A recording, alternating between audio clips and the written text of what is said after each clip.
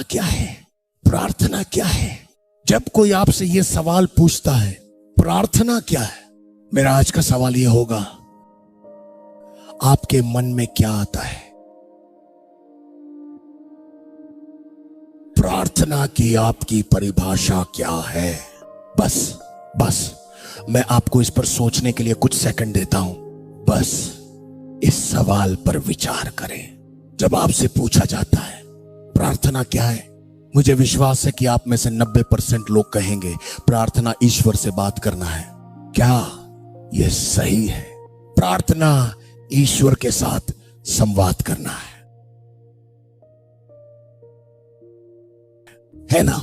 90% बार आप ये नहीं देख पाते कि आप किससे बात कर रहे हैं। 90% बार आप ये भी नहीं सुन पाते कि आप किससे बात कर रहे हैं। ठीक है, ये बस एक छोटी सी शंका के लिए था। ठीक है, तो चलिए इस पर गौर करते हैं। प्रार्थना क्या है? अब यहां वह परिभाषा है जो मैंने यहां दी है। प्रार्थना एक मानवीय प्रयास है जो ईश्वर द्वारा आवश्यक और निर्धारित है ताकि पतित मनुष्य की चेतना को ईश्वर और उसके शाश्वत नियमों के साथ जोड़ा जा सके। मैं इसे अब फिर से दोहराता हूं। प्रार्थना एक प्रयास है, या प्रार्थना एक मानवीय प्रयास है, या एक आवश्यक मानवीय प्रयास है। अब मैं आवश्यक शब्द का प्रयोग इसलिए कर रहा हूं क्योंकि यह एक आवश्यकता है और ईश्वर द्वारा निर्धारित है ताकि पतित चेतना वाले मनुष्य को ईश्वर और उनके शाश्वत आदेशों के साथ संरेखित किया जा सके। इसका अर्थ है कि प्रार्थना ईश्वर के साथ संवाद से कहीं अधिक है।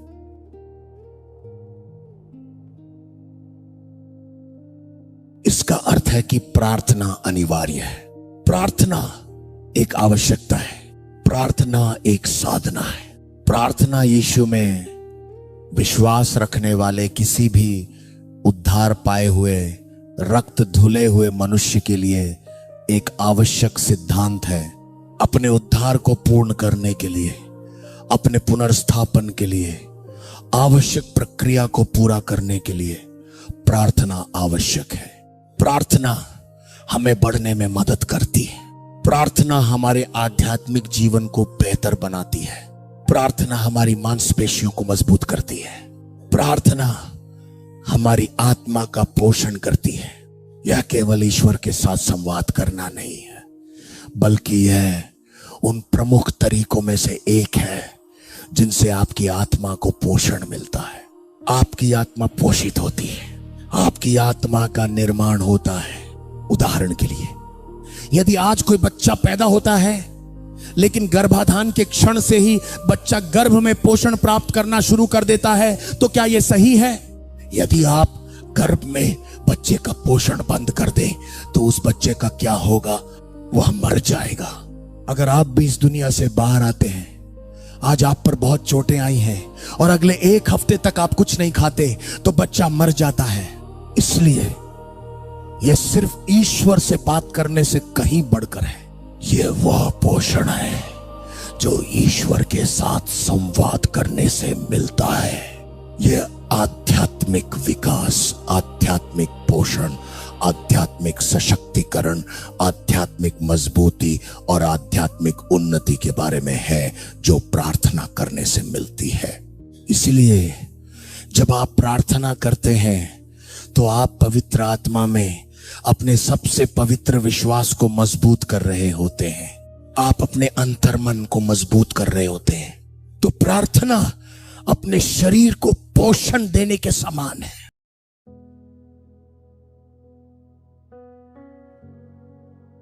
जैसे आपने आज भोजन किया, वैसे ही आपने कल रात अपनी शारीरिक शक्ति को फिर से जीवंत करने के लिए सोया। आपने खाना खाया, पानी पिया और कॉफी पी, और मैंने आज आपको पकड़ा। आप सभी जिन्होंने कॉफी पी, मैंने आपको पकड़ा। तो आप देख रहे हैं, कहीं ना कहीं, किसी ना किसी तरह आपने कुछ खाया और वह भोजन जो आपने अपने शरीर में डाला वह पाचन प्रक्रिया से गुजरा और जाहिर है पाचन क्रिया हुई। वे सभी या तो ऊर्जा या किसी प्रकार के पोषक तत्व में परिवर्तित हो जाते हैं और समय के साथ ऊर्जा मुक्त होती है। इसीलिए आप काम कर सकते हैं, खड़े हो सकते हैं और गिरते नहीं हैं। आप अपने पैर उठा सकते हैं, आप ताकत से बात कर सकते हैं, क्योंकि ऊर्जा जन्मजात होती है ना। आपकी उम्र बढ़ती है और ऊर्जा प्राप्त होती है और इसीलिए आपके पास वह ऊर्जा है ना। आप चल पाते हैं। ऐसे लोग भी हैं जो खड़े नहीं हो सकते, वे अपने पैर भी नहीं उठा सकते क्योंकि उनके पास ऊर्जा नहीं है। ऐसे लोग भी हैं जो सड़क पर चलते हैं, उनमें ऊर्जा नहीं है, वे बीमार हैं। देखा, वे बीमार हैं, ठीक है। तो आपके पास ऊर्जा होने का कारण यह है कि आपको पोषण मिलता है। आत्मा में ऐसा ही होता है। प्रार्थना हमारी आध्यात्मिक ऊर्जा का स्रोत है। प्रार्थना हमारे आध्यात्मिक प्रकाश का स्रोत है, शक्ति का स्रोत है। यह हमारी आत्मा को पुनर्जीवित करता है। इसलिए सोचिए, हे पादरी जॉन, मैं आध्यात्मिक रूप से कमजोर महसूस कर रहा हूं। हाँ, आप कमजोर हैं क्योंकि आप प्रार्थना नहीं करते, आप भोजन नहीं करते, आप अपनी आत्मा का पोषण नहीं करते।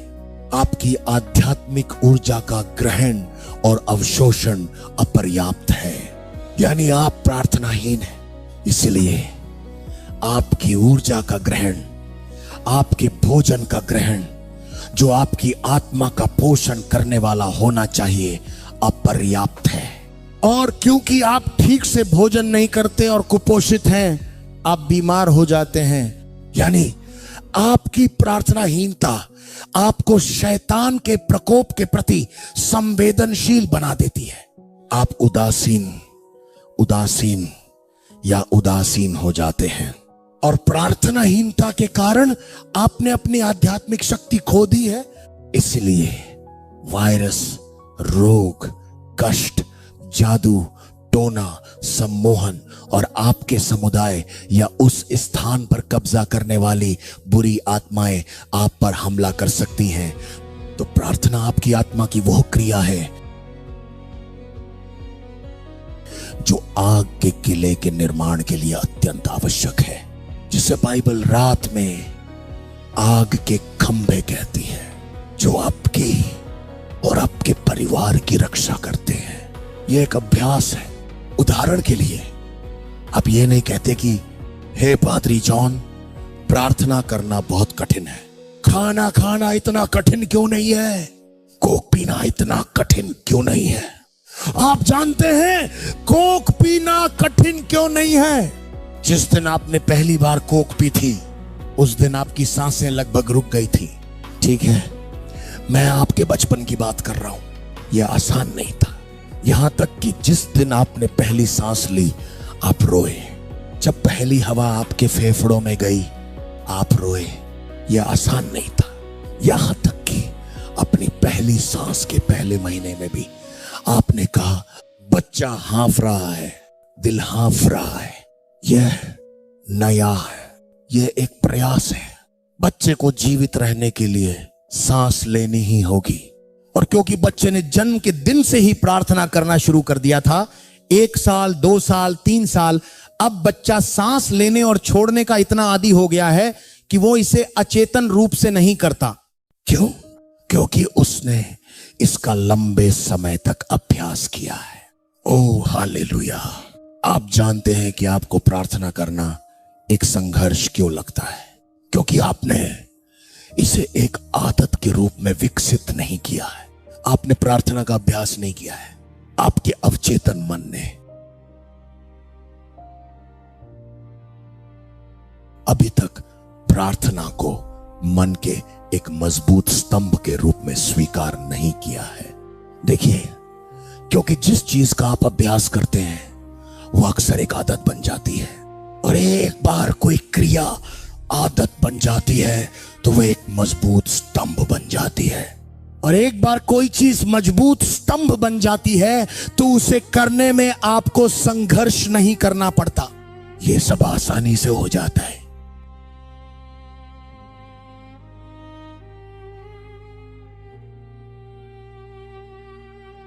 आप खुद अपने मोटापे को बढ़ाने के लिए कड़ी मेहनत करते हैं, कोई आपको खाना नहीं खिलाता। आप हाथ फैलाते हैं, रसोई में जाते हैं, खाना बनाते हैं, सब कुछ तैयार करते हैं, खाना परोसते हैं, पानी लेते हैं, आपने सब कुछ कर लिया है। आप चलते हैं, खाना उठाते हैं, चबाते हैं। आपको पता है मैंने ये आवाज सुनी है, अगर आप मेरे आसपास हैं और इस तरह खाते हैं तो मुझे चिड़चिड़ाहट होती है। मैं भगवान से प्रार्थना कर रहा हूं कि मुझे इससे उबरने में मदद करें। अगर मैं आपके आसपास हूं और ये आवाज सुन रहा हूं तो मुझे लगता है कि कुछ गड़बड़ है। मुझे लगता है कि खाना आपके दिमाग की कोशिकाओं पर हावी हो रहा है। मुझे लगता है कि इस दुनिया में कुछ भी आपके दिमाग पर हावी नहीं होना चाहिए। ये मेरा स्वभाव है। मुझे बस ये पसंद नहीं है कि कोई किसी चीज से इतना प्रभावित हो जाए। ये मुझे चिढ़ाता है। ये खाना है, इसका आनंद ले, लेकिन इसे ऐसा न बनाए। लेकिन मैं कभी कभी ऐसा करता हूं, मैं तो भूल भी जाता हूं। ठीक है, बात यह है तो जो चीजें आप अपने शरीर को पोषण देती हैं उनमें आपके प्रयास लगते हैं। क्या यह सही है? यही बात उन चीजों पर भी लागू होती है जो आपकी आत्मा को पोषण देती है, उनमें आपके प्रयास लगते हैं। मेरा मतलब है, अगर आप सच में स्वस्थ भोजन करते हैं तो अगर आप 1 घंटे से कम समय में खाना तैयार करते हैं तो आपके पास समय नहीं होगा। क्या यह सही है? मैं उन नकली चीजों की बात नहीं कर रहा जिन्हें आप बस माइक्रोवेव में गर्म कर लेते हैं। मैं असली खाने की बात कर रहा हूं। बाजार जाना, सामग्री लाना, क्योंकि आपको अपना खाना दवा की तरह खाना होगा, वरना जल्द ही आप दवा को ही खाना समझेंगे। यह समय की बात है। इसलिए अगर आप अपना खाना दवा की तरह नहीं खाएंगे तो बाद में आपको दवा को ही खाना समझना पड़ेगा। इसलिए संतुलित आहार तैयार करने या अपने शरीर को पोषण देने के लिए एक निश्चित स्तर की बुद्धि, प्रयास और मेहनत की आवश्यकता होती है। क्या यह सही है? हाँ, इसमें समय लगता है, तो यह लागू होता है। प्रार्थना करने में भी समय लगेगा। प्रार्थना करने या अपना भोजन तैयार करने में भी प्रयास, ऊर्जा और उद्देश्यपूर्ण अभिव्यक्ति की आवश्यकता होगी।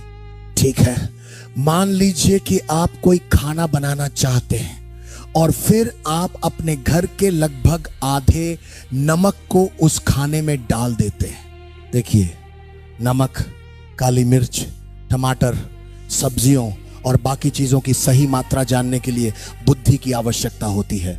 आपको शारीरिक रूप से यह सुनिश्चित करने की अनुमति है कि आपका भोजन विवेकपूर्ण तरीके से तैयार किया जाए। इसलिए जब आपकी आत्मा के पोषण की बात आती है तो यही बात लागू होती है। हमें प्रार्थना के प्रति सचेत रहना होगा। जी हां, प्रार्थना ही एकमात्र ऐसा तरीका है जिससे मनुष्य की आत्मा को पोषण मिलता है। हर वह गतिविधि जो मनुष्य की आत्मा को पोषण देती है प्रार्थना है। जब आप पवित्र शास्त्र का अध्ययन करते हैं तो आप प्रार्थना कर रहे होते हैं। जब आप परमेश्वर के वचन पर मनन करते हैं तो आप प्रार्थना कर रहे होते हैं। जब आप मौखिक रूप से बोलते हैं और आत्मा की भाषा में प्रार्थना करते हैं तो वह प्रार्थना है। मनन प्रार्थना का एक कार्य है। परमेश्वर के वचन पर चिंतन करना प्रार्थना का एक कार्य है। पवित्र शास्त्र का अध्ययन करना प्रार्थना का एक कार्य है। पवित्र आत्मा की आज्ञा का पालन करना, परमेश्वर के वचन के अनुसार कार्य करना। यदि आपका आचरण पवित्र शास्त्रीय मूल्यों का अनुसरण करता है, यदि आपका आचरण बाइबल के मूल्यों का अनुसरण करता है तो आप प्रार्थना की स्थिति में हैं। हर पल जब हम ईश्वरीय निर्देशों का पालन करते हैं हम प्रार्थना की सक्रिय अवस्था में होते हैं। इसलिए प्रार्थना अंततः पवित्र आत्मा के प्रभाव में मानव की पुनर्जीवित आत्मा की अभिव्यक्ति है। प्रार्थना क्या है, इस पर अगला बिंदु यह है कि प्रार्थना मानव की पुनर्जीवित आत्मा को सशक्त बनाने का एक कार्य है, ताकि वह हावी देह, शरीर और आत्मा को वश में कर सके। ईश्वर से जुड़ना क्यों? पहला। दूसरा, स्वर्गीय लोक, शाश्वत जल, ईश्वर। ध्यान दे कि प्रार्थना केवल ईश्वर से बात करना नहीं है। प्रार्थना में ईश्वर से जुड़ना, स्वर्गीय लोकों से जुड़ना और ईश्वर के शाश्वत वचन से जुड़ना शामिल है। तीसरा, प्रार्थना ही नश्वरता, देह, अनैतिकता, शैतानी लोकों, प्रभावों और निश्चित रूप से कार्यों से ऊपर उठने, उन पर विजय पाने, उन्हें कम करने और वश में करने का एकमात्र मार्ग है। अब प्रार्थना की अगली परिभाषा, मुझे लगता है कि 1, 2, 3, प्रार्थना का चौथा विभाजन। प्रार्थना की चौथी परिभाषा यह है कि प्रार्थना मानव आत्मा, मन और शरीर की भलाई के लिए ऊर्जा, प्रकाश, जीवन, ताजगी, समृद्धि और अग्नि उत्पन्न करती है। प्रार्थना आत्मा के प्याले से आती है। दरअसल प्रार्थना आत्मा के पवित्र पात्र को खोल देती है, जिससे हमें दिव्य शक्ति, दिव्य आशीष और दिव्य विरासत मिलती है। बाइबल इसे प्रभु की आशीष कहती है। बाइबल कहती है कि स्वर्ग में हमें हर आशीष, हर आत्मिक आशीष प्राप्त है। इसलिए हम धन्य हैं, वही जो स्वर्ग में शक्ति प्रदान करता है। तो प्रार्थना केवल परमेश्वर से बात करना नहीं है, प्रार्थना स्वर्ग के भंडार तक पहुंचे। अम्ला शास्त्र, क्योंकि हमें स्वर्ग के लोकों की चाबियां प्राप्त हुई है। याद रखें, चाबी केवल हमारे पास मौजूद चाबी नहीं है। आत्मा में चाबियों का अर्थ है पहुंच, अधिकार देना, स्वर्ग के लोकों तक पहुंचने का और फिर स्वर्ग के दिव्य भंडार तक पहुंच प्राप्त करने का। ठीक है, तो इस बात को समझना महत्वपूर्ण है। तो इसका उल्टा भी सच है। प्रार्थना न करने के बारे में सोचें। क्या होता है जहां प्रार्थना नहीं होती? वहां वह प्रकाश जो हमारी आत्मा को पोषण देता है, जो हमारे परमपिता परमेश्वर के साथ हमारे संवाद से आता है, वह स्वयं ही सुरक्षित हो जाता है। क्योंकि जब भी हम स्वर्ग में अपने पिता परमेश्वर के साथ संगति करते हैं, तो उनसे प्रकाश, ऊर्जा, महिमा और सामर्थ्य का संचार होता है। और प्रार्थना करते समय भी हम प्रार्थनाओं के माध्यम से आध्यात्मिक जगत से जुड़ते हैं। प्रार्थना के समय हमारी मानवीय आत्माएं अविकसित मन के उपदेशों से मुक्त हो जाती हैं। याद रखें, प्रार्थना करते समय शरीर और मन दोनों ही शामिल होते हैं। लेकिन प्रार्थना के समय मन की भागीदारी यह है कि आपका मन एक क्षणिक मौन में स्थिर हो जाता है, आपकी आत्मा शांत हो जाती है और उस क्षण में केवल आपकी आत्मा ही सक्रिय होती है। प्रार्थना के बाहर आपकी बुद्धि सक्रिय होती है, आपका शरीर सक्रिय होता है, आपकी कल्पनाएं सक्रिय होती हैं। मानवीय चेतना का हर दूसरा तत्व आत्मा पर हावी हो जाता है। लेकिन प्रार्थना के समय आत्मा मानवीय सार के हर दूसरे अवचेतन पर हावी हो जाती है। इसलिए जब हम प्रार्थना करते हैं तो हम मानवीय आत्मा से जुड़ते हैं और हम मानव चेतना की अन्य क्षमताओं को चुप करा रहे हैं और दबा रहे हैं, ताकि वे मानव आत्मा के प्रभुत्व, शक्ति, प्रकाश और मुक्तिदायक प्रभाव के अधीन आ सकें।